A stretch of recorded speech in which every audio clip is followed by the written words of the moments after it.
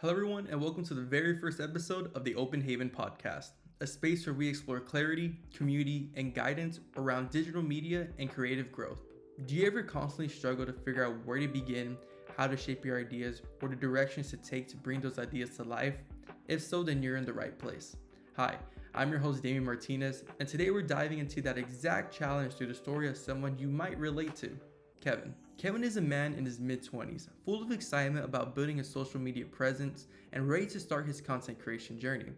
Fast forward a bit, and he's already taken the leap, but like many of us, he keeps running into the same roadblocks, not knowing where to start, feeling unsure about how to bring his ideas together, and constantly comparing his progress to other content creators who seem to have everything figured out.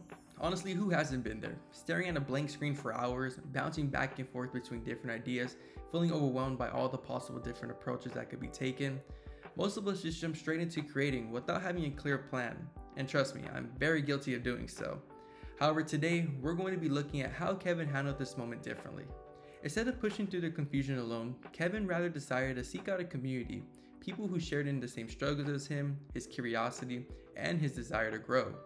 As he explored through their posts, comments, and conversations, Kevin started to feel connected to this community. As he continued to explore the community's platform, Kevin stumbled across a video about something he hadn't heard about before, a topic called framework. Once Kevin had clicked on the video, he was immediately drawn in by the creator as they spoke directly to people like Kevin, people wrestling with creative thinking, feeling stuck, or unsure where to begin. They invited him in, acknowledged the same challenges that he was facing, and offered a path forward.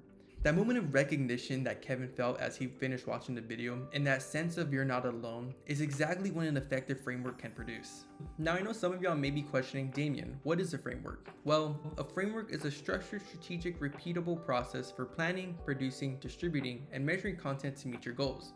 Now there are definitely various framework structures that people like to follow. However, the simplest one that I like to use, as well as the one that I was taught from early on, goes as follows. Now there's 5 different aspects in the framework that I utilize. The first being to identify your audience. Who are they? What do they care about?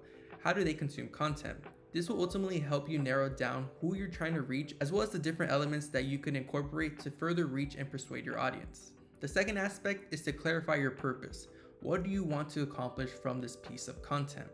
Then the third is to define your message. What do you want your audience to walk away with after they have finished consuming your content?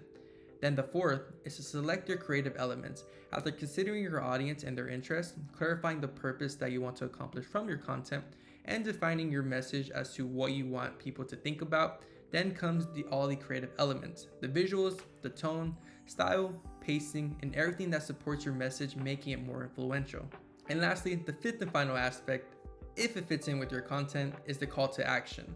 This is what do you want your audience to do, feel, or consider next. Now, sometimes I do get this confused with the message. However, how I like to think about it is the message is the overall tone that you have set for the content that you're creating, while the call to action is further reinforcing that message and the initiatives that you want your audience to do next. And yes, trust me, I completely understand that this feels like a lot of extra work at first. As me, I always like to just dive straight into the project rather than doing all this setup processes, as it feels pretty repetitive and honestly boring. But by skipping this step, it often leads to further obstacles that you'll encounter during the creative process. Obstacles such as being left with scattered ideas, second guessing yourself, and having a lack of cohesion, all of which could ultimately result in having a finished project that leaves you feeling unsatisfied. Now that we have an understanding as to what a framework is and the overall concept of it, let's get back to Kevin. As Kevin began applying this approach, everything changed. As he started utilizing frameworks, he started to see the benefits that came from it. The benefits such as gaining clarity from the very beginning of each project, feeling a reduction of mental overload throughout the process, moving through revisions much more efficiently, and producing stronger, more intentional final results. The results that leave you feeling satisfied in the end. If you're someone who relates to Kevin, someone who wants to start creating but feels stuck at the starting line, I encourage you to start using frameworks.